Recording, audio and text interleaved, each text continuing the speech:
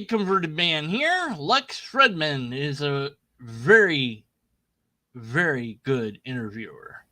And he's having to interview Robert Barron, he's a bishop. This guy, he had Word on Fire, this guy, and he's been around. And he has some thoughts about God that I wanted to talk about. So I'm going to play that bit from this interview. Encourage you to watch the anything on Lex's channel. His interviews are really interesting and thought provoking. And yeah, so I have some thoughts to share about this, and won't be too long of a clip because I don't want to. Yeah, I think this is fair use, but I don't know. Let's start with the big question: who is God? According to Christianity, according to Catholicism, who's God? I'll give you Thomas Aquinas' definition. God is ipsum esse subsistens. God is the subsistent act of to be itself.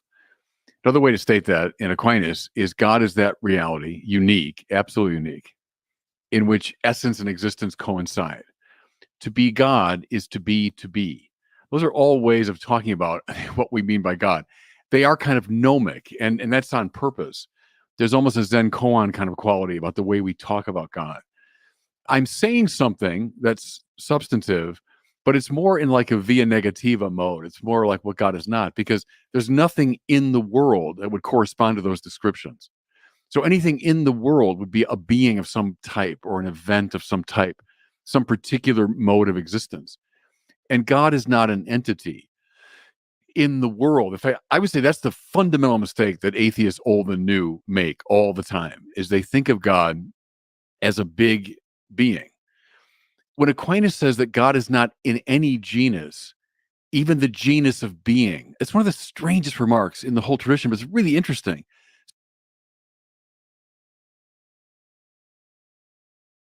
Okay, so according to Aquinas, Thomas Aquinas, God doesn't exist, and yeah, I agree. Good job, Aquinas. I agree, completely agree. He's not a genus. He's not. He's not a being. He's not anything in this world. He's not comparable to anything. So, well, some things that are here, they exist. That's another thing that's in this world, is existing for real in a substantive way. So if you're not in reality, then you're not in reality. So God is what? Separate from reality, distinct from reality. It's different than everything else that we know about.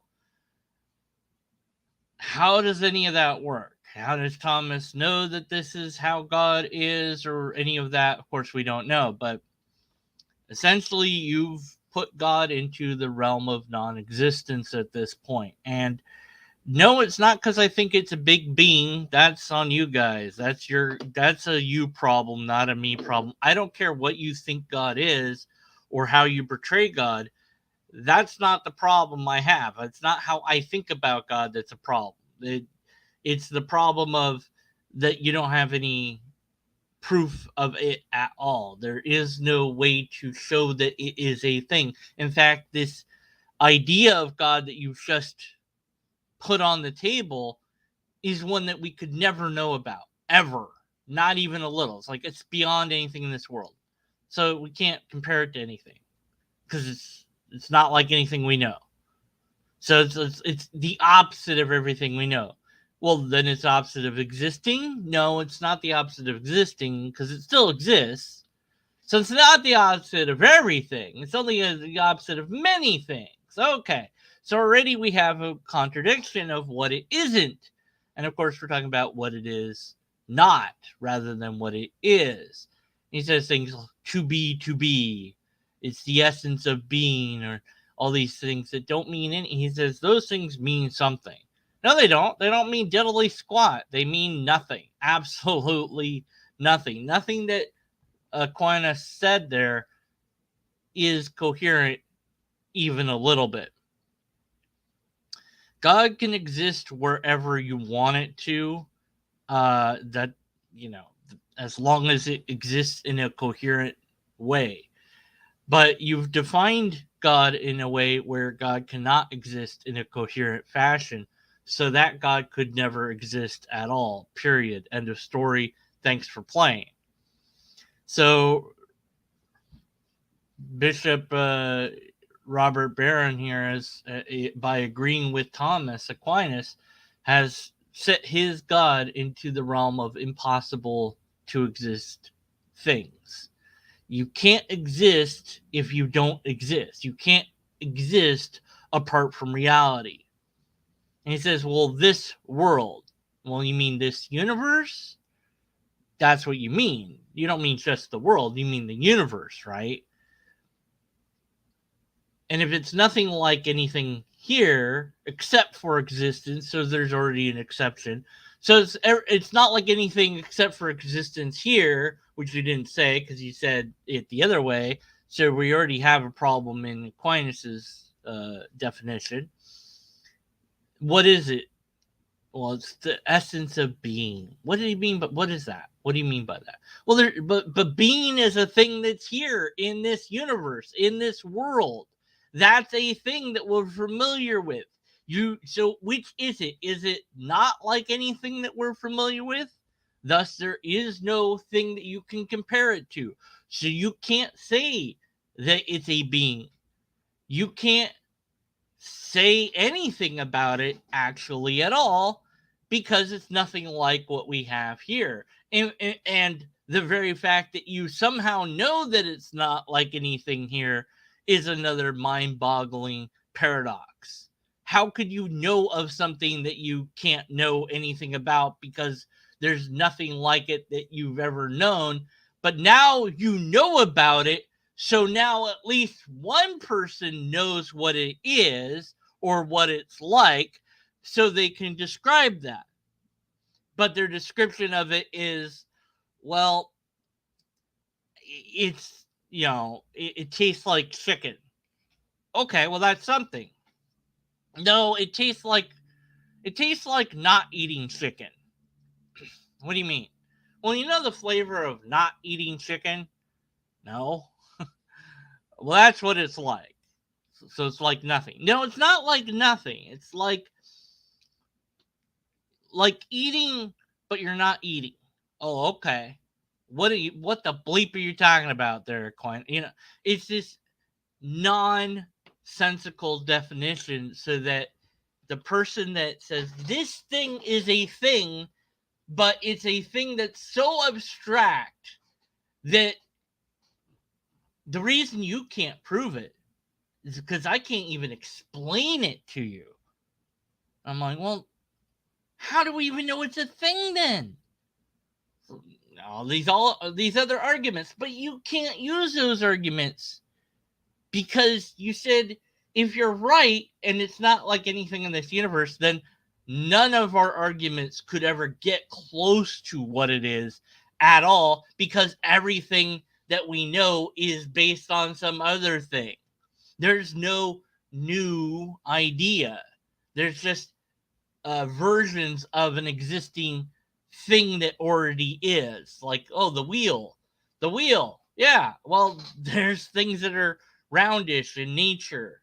So you go, okay, well, that moves. I want to move this thing from one place to the other. This thing, it moves easily, more easily than this tree that fell down moves easily, but it's not as easy as to move a smaller tree and then a smaller, and of course you get the wheel over time via evolution with the guidedness of humans intervening in its processes. Hi, Satan's little helper. Okay, so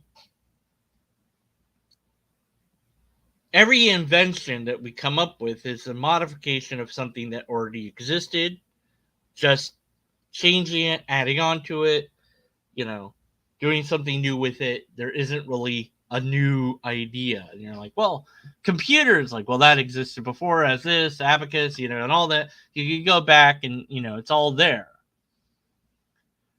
But God apparently isn't any of that.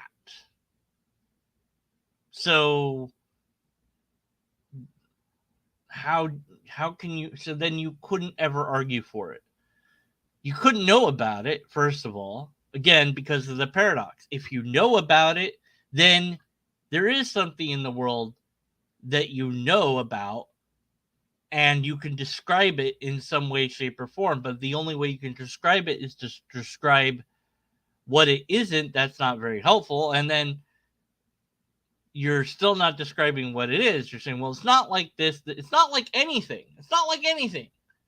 Well, okay, it's not like almost anything, because, now you have to modify, because you can't say it's not like anything, because existence is a thing and being is a thing, and to be is a thing, and having substance is a thing.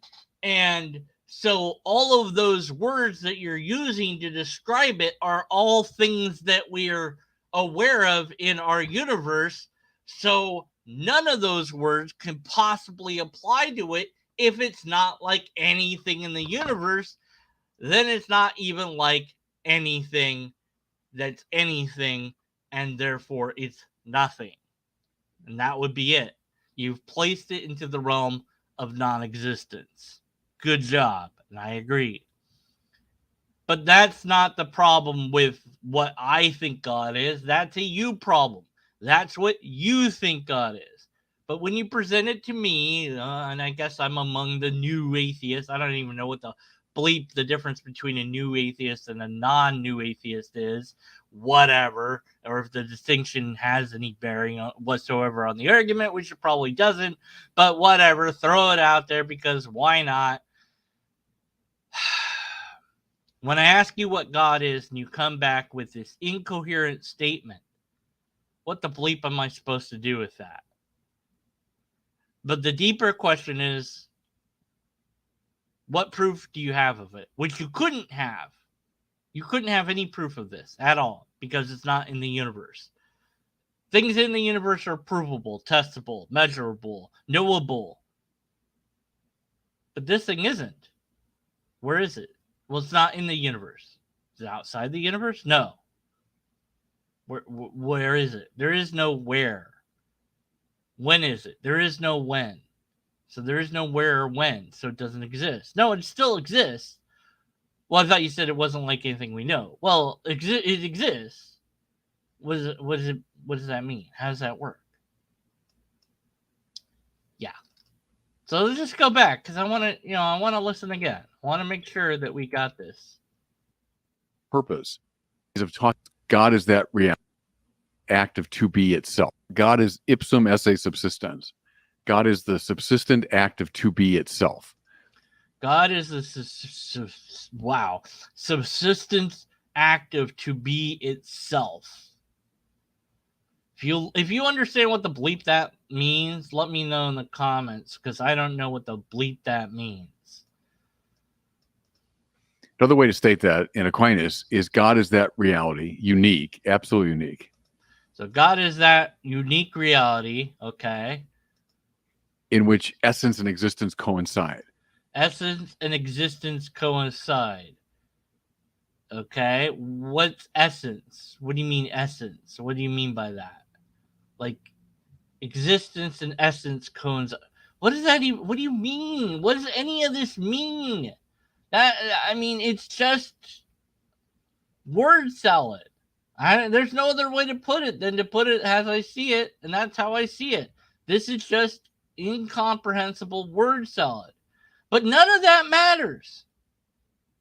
Not that, Robert Barron would ever see my video or pay attention to it. But if he ever did, it's like, look, I don't care what you think God is or what Aquinas thinks God is. None of that matters. Even if it's incoherent, which, that does matter to me. But whatever, we'll set that to the side and say, okay, but how could you hope to know about it at all, since you have no access to any proof of it whatsoever? The moment you had proof of any of it, it would cease to be this definition that you're now giving it,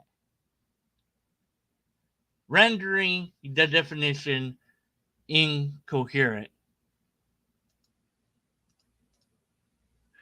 To be God is to be to be. Those are all. Well, to be God is to be. What?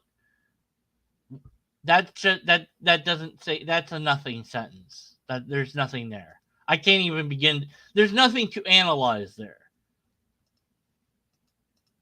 All ways of talking about what we mean by God.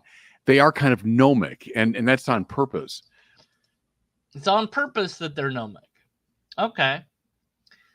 So it's deliberate that they're nonsensical. It's deliberate that they don't make any sense. It's deliberate that these are put in this terms so that what? So you avoid the burden of proof completely and fully? Because, I mean, that would be one reason that you could deliberately define it this bizarre way. There's almost a Zen koan kind of quality about the way we talk about God. I'm saying something that's substantive, but it's more in like a via negativa mode. It's more. Well, no, you're not saying something that's substantive, as far as I can tell, and that's kind of the problem. You're saying things that don't really mean anything. It's not. I mean, it's close to poetic language, but at least with poetic language, there's imagery that can be conjured from that. There's something. Well, not always, but like it's got to mean something. But then you're saying it's this like negative thing where it's like describing what God isn't, right? And that's typical, but Or like what God is not, because there's nothing in the world that would correspond to those descriptions. So anything in the world would be a being of some type or an event of some type, some particular mode of existence. And God is not an entity in the world. In fact, I would say that's the fundamental mistake that atheists old and new make all the time, is they think of God as a big. All right, just wanted you to recatch that part. It's a fundamental mistake that atheists make all the time. The new atheists, of course, but we make it all the time. Really? We do? I mean, usually I'm just pointing out the logical fallacies. That's all. So I'm not, whatever. Yeah, but we make it all the time. Yeah, okay. Big being. When Aquinas says that God is not in any genus, even the genus of being, it's one of So there you go. So Aquinas says it's not even in the genus. I can't say the word. It's not even in the group of being. So it's not even a thing. Aquinas, you're on the side of the atheist and you don't even realize it. How can you say it's not in that group? It's not even in the group of being. Well, then it's not a thing. Then it's not anything. one of the strangest remarks in the whole tradition, but it's really interesting. So you say, well, at the very least, God must be a being, right? And Aquinas' answer is no. He's not in the genus of being. So we talk about God being beyond being and so on. Which To doesn't say make in any God, sense. essence and existence coincide is to say God's very nature is to be. And that Okay, God's very nature is to be, but it's not a being. What is it? What nonsense? Nothing you're saying makes any sense. can't be true of any contingent thing in the world. So what I'm doing there is I'm gesturing the way the tradition does toward God, using language that's at the same time philosophically precise and gnomic. It's both. It's philosophically precise and gnomic. If you want to keep throwing words out there, I mean, keep doing it. Looks paradoxical to me, but whatever, man. Both accurate. It's true. In God, essence and existence coincide. What God is the same as God's active to be. But now, what does that mean? I'm not quite sure, because nothing in our ordinary experience corresponds to that. Everything in our experience is a being of some type. So it's existence received according to the mode of some essence. What? Uh-huh. Sure. If you say what? That's not true of God, which is why he can't be found in the world. And that's, as I say, the fundamental mistake is No, God is found in the world. That's the fundamental mistake. God is here in the world. But the location of God is not where you would like him to be. And the location of God is in your brain as an idea, as a belief. And that's it. That's it, Bishop. It's not anything more than that. That's what God is. It's an idea that you have. If you want to show that it's anything more, then you're going to need non incoherent terms to describe God, first of all. And secondly, you're going to need some sort of valid and sound argument, which for that you're going to need empirical evidence of repeatable tests, which you don't have because you put God outside of the universe into the realm of things that cannot be proven by anything at all. And so we must, in this case, not even be skeptical. We have to doubt that this is a thing. In fact, due to its paradoxical nature, we can't even think that it is a thing or could ever be a thing unless we're willing to negate logic. I'm not willing to do that. Okay, there's more that he says, but I think that's enough. I don't want to, infringe on possible copyright, step on this guy's toe because I like listening to him and people that he talks to. Some of the people he talks to say nonsense. Others I enjoy a lot. And even the ones that are nonsense, I sometimes enjoy. In Nut George, hi. Okay, so there you go. So, what is God according to Aquinas? It's not like anything we know, and it just is, just to be. There you go. Okay, that's nice. Aquinas, how do you know that? How do you know any of that? Hello? How do you know that? How do you know? Okay. Well, he's dead, so he can't tell us how he knew any of that. But neither can the bishop here. He can't tell us how he knows any of these things. He used to be a father, by the way. That's like my brain keeps wanting to call him father. Because he used to be that on YouTube. He had Word on Fire and all that. I guess he still does that. But now that he's been promoted to bishop, I would have to ask if he only moves diagonally. That would be my deep, pressing question to ask him. And then what about the whole, thing that, with all the priests and the kids, what about all that? You know what I'm saying? You want to talk about that? And why not excommunicate Hitler? It's just a few questions I would ask. All right, I'm done. Thanks for watching. What? Wow. Still need organization. Wow. Still need. Wow, that was great. I didn't even pause for that. Still need, if we want to see the conclusion of the Vsauce liar, that epic question mark that I think exists, I still need money for that. So go check out the other video I did about that if you don't know what the bleep I'm talking about. Or just help me to raise $1,500. Yeah, that's easy enough. All right, talk to you later. Whatever. Leave a comment about what you think God is or isn't in the comments below, and I'll tell you why you're wrong or right or whatever, and we'll talk about it. Thanks for watching.